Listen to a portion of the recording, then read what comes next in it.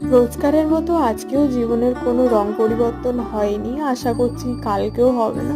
তো জীবনের রং পরিবর্তন নিজেরা না করতে পারি, একটু করার চেষ্টাও করতে পারি আর কি।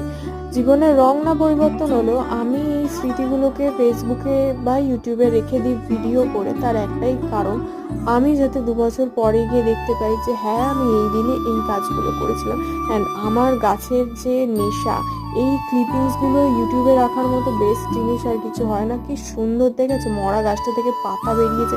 আমি তো জাস্ট খুশিতে পাগল। যারা গাছ ভালোবাসে তারা বুঝতে পারবে যে এটার মর্মটাই আলাদা। তো লাইফে ফার্স্ট টাইম বাঁধাকপি রান্না করেছি, দুর্দান্ত খেতে হয়েছিল। আর নিজে কেটেছি ভাই, আগে খুব ভয় পেতাম, এখন আর কি একটু সাহস নিয়ে করি। রাতে গেছিলাম হচ্ছে দুজনে একটু শপিং করতে, শপিং করে দেন বাড়ি ফিরছি 10:30 মতো বাজে। এখন তো আমাদের দুজনে দেখাই হয় 9:30। কি আর করা যাবে, এটাই হচ্ছে জীবনের একটা পার্ট। তো বাই।